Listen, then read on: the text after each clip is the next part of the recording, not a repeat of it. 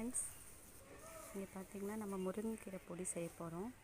அதுக்காக பாருங்கள், ஃப்ரெஷ்ஷாக இதோ காய வச்சுருக்கோம். நேற்று தான் பறிச்சுட்டு நல்லா வாஷ் பண்ணிவிட்டு வீட்லேயே ஒன் டே ஃபுல்லாக காய வச்சோம். இப்போ கொஞ்சம் வெளியில் லைட்டாக வெயில் படட்டோன்னு சொல்லி கொண்டு வந்திருக்கோம். பார்த்திங்கன்னா இது எவ்வளோ ஒரு ஃப்ரெஷ்ஷாக இருக்குது. நம்ம வீட்லேயே மரம் இருக்குது, நாங்கள் வெளியிலலாம் வாங்கலை.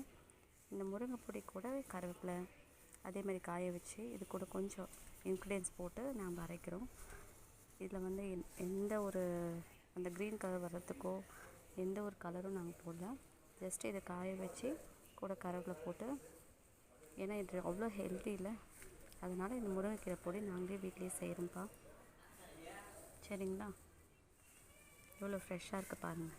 இது நல்லா மொறுன்னு ஆகிற அளவுக்கு இது கொஞ்சம் நல்லா இதுவாகிட்டு, அதுக்கப்புறம் நம்ம வந்து கடாயில் போட்டு இதை நல்லா கொஞ்சம் ஹீட் பண்ணி, அதுக்கப்புறம் இட்லி பொடி செய்கிற மாதிரி கொஞ்சம் இன்க்ரீடியன்ஸ்லாம் போட்டு உளுந்து, கருப்பு உளுந்து அதெல்லாம் போட்டு நம்ம முருங்கை பொடி ரெடி பண்ணுறோம். பார்த்திங்கன்னா எவ்வளோ ஃப்ரெஷ்ஷாக இருக்குது. நம்ம வெளியிலலாம் வாங்கலை, வீட்லேயே தான் நம்மக்கிட்ட மரம் இருக்குது.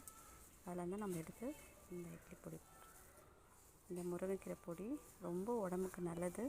உங்கள் வீட்டில் உங்களுக்கு கிடைச்சா கூட நீங்கள் கூட இது மாதிரி இலையை காய வச்சு வீட்டில் பொடி பண்ணி ஏர்டைட் கண்டெய்னரில் போட்டு வச்சுக்கோங்க.